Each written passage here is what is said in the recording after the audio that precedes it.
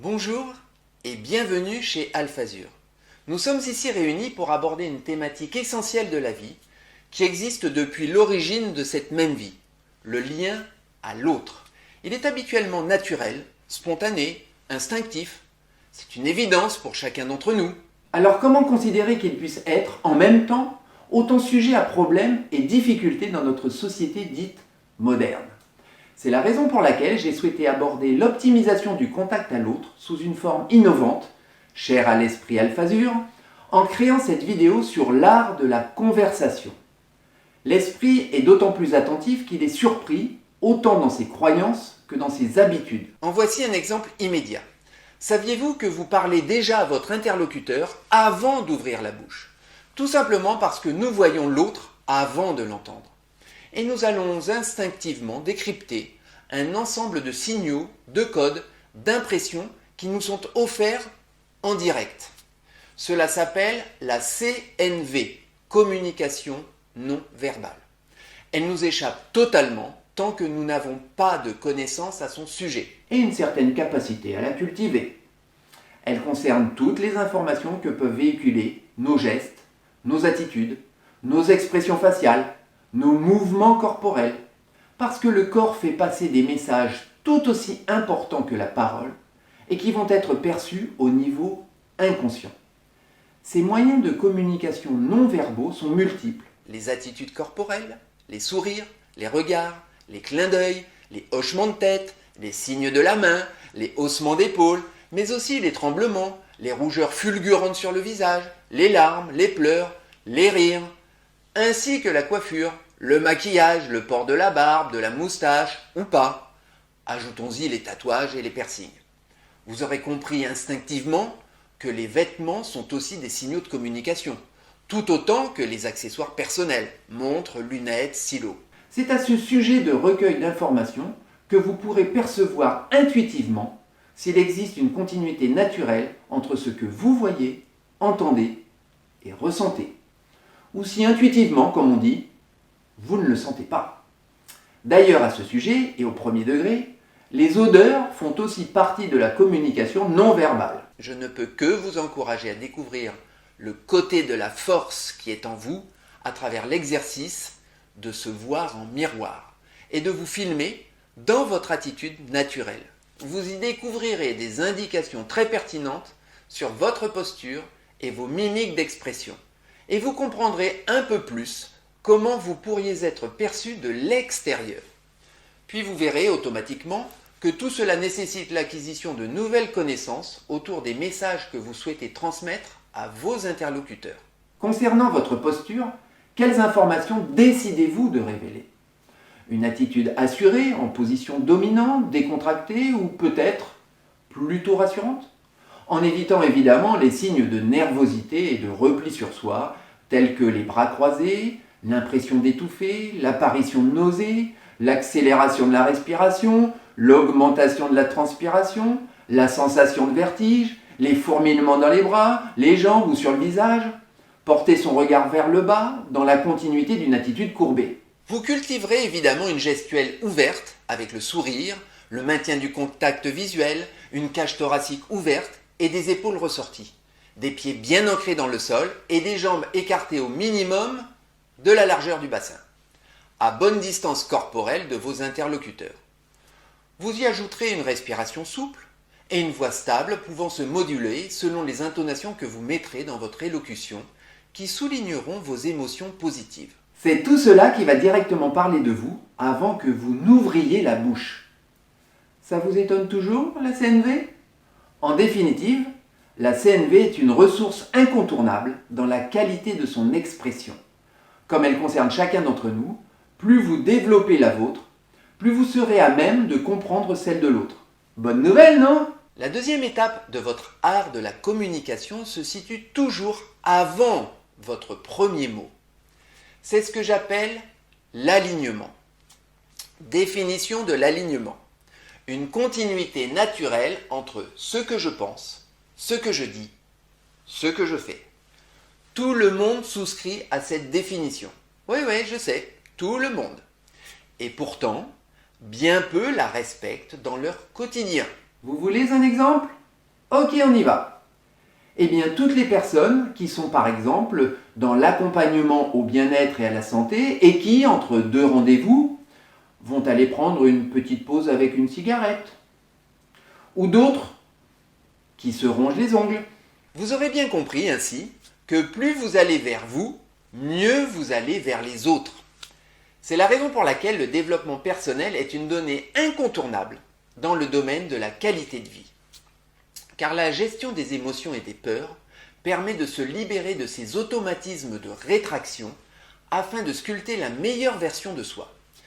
Tout un programme de bien-être. Pour amplifier cette belle dynamique d'épanouissement, je vous propose de trouver votre ou vos mentors intérieurs, ceux qui vont vous inspirer naturellement, à travers leur mode de vie, leur cheminement, et en particulier leur cheminement de réflexion, leurs évolutions, leurs écrits, leurs pensées, leurs actions. Vous allez y trouver une source d'inspiration quasi inépuisable. Eh bien, vous allez choisir parmi toutes ces sources les pépites qui résonnent dans votre cœur, vraiment, et les appliquer dans votre vie, au quotidien.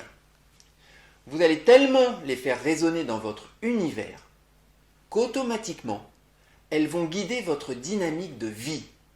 Et ça, c'est un grand bonheur, pour un épanouissement naturel direct. Maintenant que vous savez que votre intérieur se voit à l'extérieur, et parle avant même que vous n'ayez prononcé un seul mot, que vous reste-t-il à optimiser dès à présent?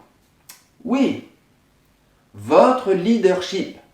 D'après vous, quelles sont les qualités d'un leader qui sommeillent en vous, qui sommeillent en nous, tous? Je dis bien qui sommeillent en nous.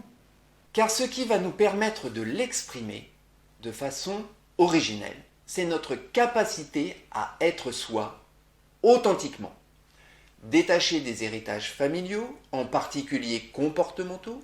Car nous avons tous ces qualités d'affirmation de soi et de partage avec son entourage. Mais elles ne vont s'exprimer qu'à la condition où, enfant, nous avons hérité l'autorisation de le faire. Ce qui est loin d'être une évidence pour tous. Donc, encore une fois, c'est la même histoire qui se renouvelle. La liberté de penser est une liberté qui s'acquiert de haute lutte. Et non pas forcément directement contre ses propres parents, mais tout d'abord contre la culpabilité à ne pas agir comme le modèle. Et ça, c'est un vrai job à part entière. À mon sens, les qualités d'un leader correspondent d'abord à la capacité à vivre en harmonie avec soi-même. Et ensuite à devenir un modèle inspirant en lien avec l'amour dans sa version transcendante. Parce qu'il incarne cette bienveillance naturelle associée à une vision d'un monde meilleur. Donc en rupture avec les habitudes, les réflexes, les accoutumances, les renoncements. Il aime et prône l'innovation, sait partager ses passions, cultive le think out of the box, sort de sa zone de confort sans aucun frein. Il sait s'inspirer de l'échec en le transformant en tremplin d'expérience. Parce que tout au fond de son cœur, il a confiance en lui. En définitive, c'est un être authentique qui reste en permanence en lien avec ses valeurs. Il sait écouter, ressent intuitivement les aspirations de ses partenaires, décrypte et accueille les besoins de ses interlocuteurs et crée un espace de partage et d'échange. Parce que sa dynamique est l'esprit d'équipe. Ce qui résume parfaitement la pensée de John Quincy Adams. Si vos actions inspirent les autres à rêver plus, apprendre plus, faire plus et devenir plus, vous êtes un leader. Nous venons de poser les bases référentes de ce que l'esprit va déterminer sur notre posture, pour que notre CNV soit la plus cohérente possible. Construire une image positive de soi pour mieux aller vers l'autre. Très bien. Maintenant, je voudrais vous informer de ce qui a été une vraie révolution pour beaucoup d'entre nous. Le corps influe dans ses expressions gestuelles sur notre esprit. Vous avez bien entendu, la façon dont nous nous tenons a un impact majeur sur notre façon de penser.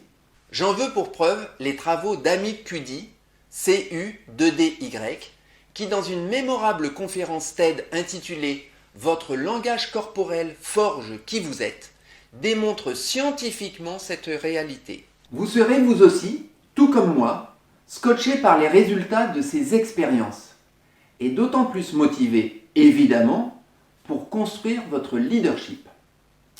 Je ne vous en parlerai pas ici pour que vous gardiez la surprise de la découverte et mesurez en live l'impact de ces nouvelles sur votre devenir. Ok, passons maintenant directement sur le terrain. Votre mission, si vous l'acceptez, est de démarrer une conversation avec chaque personne que vous pourrez croiser à partir de cet instant. Pour amplifier encore un peu plus la célèbre citation de Peter Drucker, la chose la plus importante en matière de communication est d'entendre ce qui n'est pas dit. Premier écueil inconscient, tant que vous considérez l'autre comme un inconnu, votre cerveau reptilien va déclencher automatiquement un réflexe de sauvegarde, ce qui se concrétise par une réaction de fuite ou de combat. Difficilement compatible avec le démarrage d'une discussion, d'où la nécessité d'avoir préalablement construit sa capacité à avoir confiance en soi. Deuxième écueil toujours inconscient, la peur du jugement qui s'associe à la peur du rejet pour vous paralyser durablement. Parce qu'en plus de vous mettre mal à l'aise, vous allez tenter de les gérer à votre manière. Dans ce cas, le réflexe que je retrouve le plus fréquemment au décours de mes consultations est le suivant. Pour ne pas céder à ces peurs qui peuvent devenir assez fréquemment des peurs paniques, vous allez vous mettre à mentaliser au préalable la situation en devenir. Autrement dit, vous allez vous faire un film avec le scénario qui tourne en boucle dans votre tête. Pourvu que ça marche, voilà ce que je dois dire, oui, voilà ce que je dois dire. Pour une entrée en matière légère, pertinente, attractive, efficace, il existe une botte secrète digne des gadgets de James Bond, les small talks, ce que j'ai traduit par l'art des banalités engageantes. Annette Kessler, dans ses 2 ouvrages sur les small talks, préconise sa méthode SMILE. Sûr de soi, attitude positive et confiance en soi affirmée, égale CNV au top. Manière polie, un gage de savoir-vivre pour échanger sur des valeurs communes de politesse et d'éducation. Intérêts sociaux, culture générale et actualité pour rebondir spontanément et combler les éventuels vides. Lire sur les lèvres, écoute active pour rester attentif et comprendre facilement son interlocuteur. Esprit vif et pertinent. J'y ajoute un acronyme personnel pour briser la glace de votre démarrage, en vous disant « Bah oui, c'est possible !» Bienveillance, authenticité, humilité, ouverture d'esprit, humour, immédiateté, c'est l'art de la répartie. Et rendez-les baba de vous. L'art de la répartie se cultive, en particulier en ayant en mémoire des citations de sagesse, d'humour, de leader afin de pouvoir rebondir en permanence. Une de mes préférées. Depuis que j'ai appris à rire de moi-même, je ne m'ennuie jamais.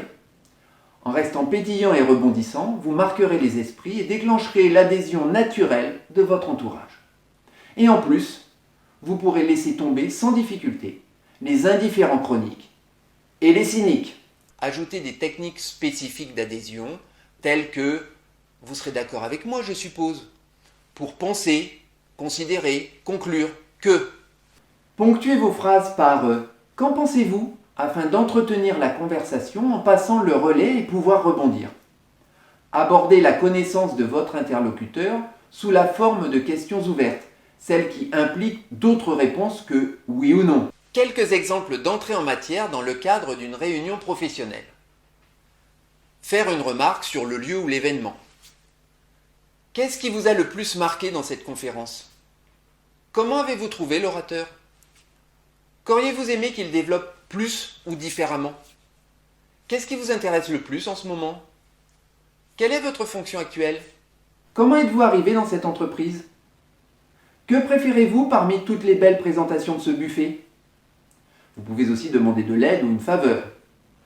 Que faites-vous quand vous ne travaillez pas ? Qu'aimez-vous faire depuis toujours ? Ensuite, trouvez des points communs sur des activités professionnelles, des passions, le sport, des associations. Vous pouvez aussi proposer votre aide. Un verre à la main, à votre santé. Qu'est-ce qui vous fait rêver tous les matins ? Qu'avez-vous créé dont vous êtes le plus fier ? Dans quel but travaillez-vous aujourd'hui? Qu'est-ce qui vous a le plus surpris dans votre job actuel? Quelle est la chose la plus surprenante que votre boss vous ait demandé d'effectuer? Quel est le meilleur conseil carrière que vous avez reçu?